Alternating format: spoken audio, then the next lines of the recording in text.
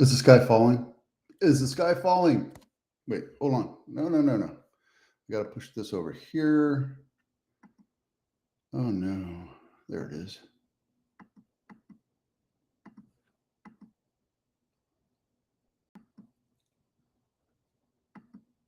Huh. Is the sky falling? I guess that's the question I have to ask you. My camera's not working. Jeez. Let's get this thing set up right so you can go. That's not smart. All right, there we go. Is the sky falling? Is the market quietly crashing? I don't know. I think we're in a holding pattern. You know, I'm learning to trade on the US 30. My buddy Reese has been teaching me, well, he and his mentor has been teaching me how to trade. And I'm not trading real money. I'm trading demo dollars is what I call it. But I'm seeing the market kind of go into equilibrium or balance. This guy, his name is, escapes me from now, but it's the National Real Estate Post. I watch him every once in a while. He's a lender up in Vallejo. He's an amazingly smart guy. And he talks about what's going on in the market. I keep looking at that, my other camera. Keeps on talking about what's going on in the market, brings you other stuff. So kind of like Ryan Lundquist, who's my stats muse. This guy does great stats as well. So I'd suggest you watch what he does as well, sharing all the information I gather. But for me, I think it's smart for me to bring this to you so that you have a quick down and dirty of what they're saying. So what they're saying is across the US, we're seeing a recession, right? In the Bay Area, I don't know if we have that just yet. I see prices continuing to go up year over year, month over month, except for this last month, it kind of sucked. But that's just because we were in anticipation. People were getting desperate to sell. Some people were getting desperate to sell, and buyers took advantage of that. So will the market come back? Depends. I know a lot of people that are unemployed right now. I know a lot of people that are fearful that they might lose their jobs. Does that mean that we're going to lose the economy?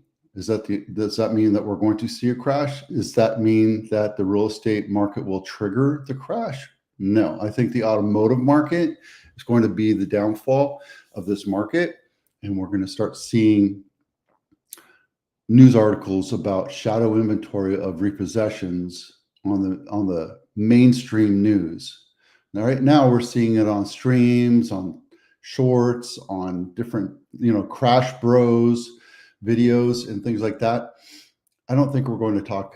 I don't think we're going to see it for another couple of weeks or a couple months. And again, the house of cards that were built on automotive, housing, military, defense, if you want to call it defense, war, healthcare, GDP, the whole GDP, I think we're all stacked up on a house of cards. And if that falls, I don't have my slides up, so I can't show you. If that falls, one thing falls, I think the whole house will fall. It could come from China, right? I hear lots of reports about China crashing. That could bring down the entire global economy, which could hurt a lot of people. So housing, I don't know if that's a great place to be if you think you want to hedge your money and keep inflation going. However, housing has consistently always matched inflation, the inflation of the dollar. Same with gold. So consider gold. I know gold's really expensive right now, but in order to stave off deflationary tactics or deflationary actions of the dollar, maybe buy some gold, because that will hold its value a lot longer. I don't know Bitcoin. I don't know all that ETF stuff. So, but here we go. This video is linked in my blog, so please take a look at it. It's 11 minutes, I believe. It's very quick, down and dirty, and easy to digest. Okay, housing supply. Housing supply shortage awaits generational relay. Now, we've been talking about this. This is the silver tsunami. The silver tsunami means as people age out and pass on, they tend to give up their homes or empty nest or get smaller homes, which is great for new generations to come in. However, new generations want to buy new homes. And so we have to see this action of new home buyers settling in. 5 to 7 years later, they buy another house because their family's expanding or what have you. And then they move into a bigger house, and then some of them make it really big, and then they buy the $50 million houses, which is great. But in between, you have houses like the Cupertino house or the Saratoga house, which are $5 to $7 million, right? So that's an action. It's just a stage of life action. What's stopping that, our bottleneck, if you would, is generational homeowners or aging homeowners are staying in place. They're not moving on. And in California, it's especially desperate because we have Proposition 19 and Proposition 13, which keeps the taxes low for those people. If you bought a house for $200,000, your tax basis goes up 2% every year for the most part. Max. Outside in Texas and other different states, we don't have those protections. So if you bought a house for $50,000, $70,000, $100,000, and now it's worth $500,000, you're paying taxes on $500,000. That's just the way it is. That's why Florida and Texas are piping up about getting rid of property tax, because they think it's unconstitutional or unfair or whatever.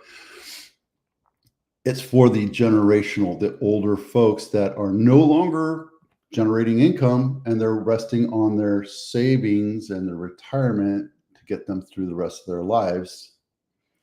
And when taxes do that, it kind of forces them to empty nest and get out and get into an apartment or a smaller condo or something, because they don't really need to be in a larger house. This article talks about that, going into opening up the supply chain, opening up the next generational homes, or the next step, not necessarily first-time homebuyer homes, but the next step, the next home for you to buy as you move on through life. You want to buy a nicer house. In 2020, 2021, you bought the house that you could afford or could scrape together and get in and pay $200,000 to $400,000 over. Today, you're able to move over to the next house. It's going to cost you a lot more because interest rates are more expensive, which is something that will over time level out. Right now, we're seeing rates go back up towards 7%. And right now, I think the unquoted rate is 6.3 today.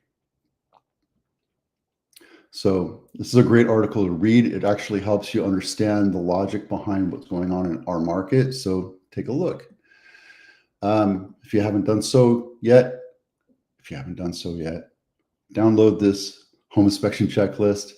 I know I harp on it all the time, but I think it's a big value to you, especially if you're thinking about selling in the next 3 to 6 months. You can download this, go through the checklist, and find things that you need to have repaired, then call the handyman or the painter, the plumber, and get things fixed. And then you can bring in your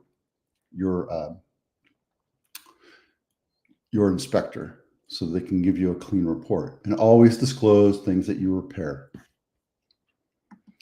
There, 6.3, there's your jumbo, right? VA is 6.08, and 15-year fix is always great. So there you go. Los Gatos Home of the Week. I think I picked this one right here. Even though it's in the fire zone, I still like it because, to me, this is a grand mansion. I think this is a great value because you're in Los Gatos and not Palo Alto.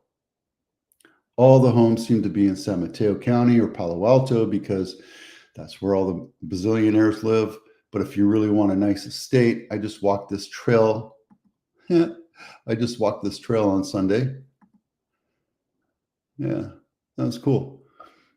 But this is a nice 20-acre plot of land with 6 bedrooms on it. It's almost 10,000 square feet, built in 1937. Let's take a quick look inside if we can. Wow, very stately. This is a beautiful house. I love the cats. Los Gatos. I hope that's not laminate. I hope that's real wood. Wow. Guys, this is a beautiful house.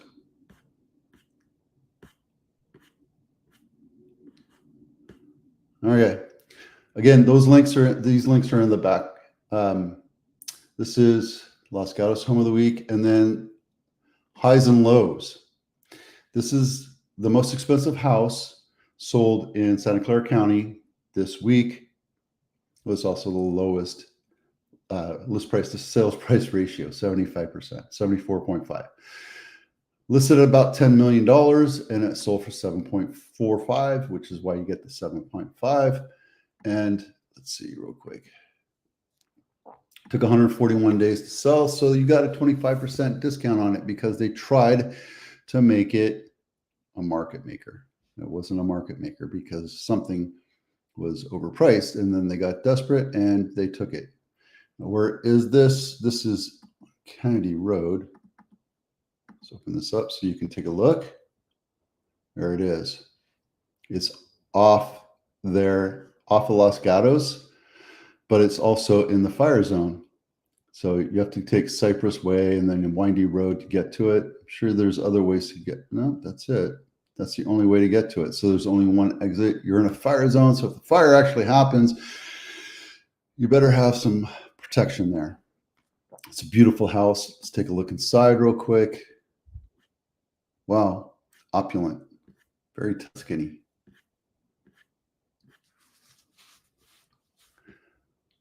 And here's the deal, guys. Right? When you're looking at houses, I don't care if you're looking at $10 million houses or $2 million houses. If the house has been on market 60, 70, 90 days, you have options to come in and write an offer that suits your needs. Period. I don't know how else to explain that to you other than if the house is overpriced, you should be asking for discounts and concessions. This is a beautiful house.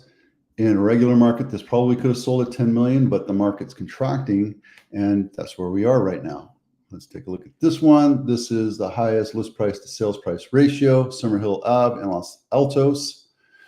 Listed at 3, sold for 4.8. Not my listing. 2-bedroom, 1 bath, $5 million for 2-bedroom. You know why they bought it? Because it's an acre. It's worth the lot. Let's take a look in the. Yeah, see, that thing is going to be torn down today. Like, I mean, it was just ruthless. The value is in the land there. And let's take a look at the lowest cost house in Santa Clara County. This one sold for the least amount of money, $730,000. Vine Street, not my listing, 2-bedroom, 1 bath, 870 square feet. 115 years old, and let's take a quick look inside. Everything's original. Yeah, this thing is a rental. There you go. And if you want to look, here are the numbers right here, straight up, 74.5%, 92%. And that's not to say that these houses are not selling for, there's houses that sell for well over, right? So don't get too ahead of yourself on that. All right, that's it for now. Thanks for watching. I'm Vito with Abitano. We'll see you out there.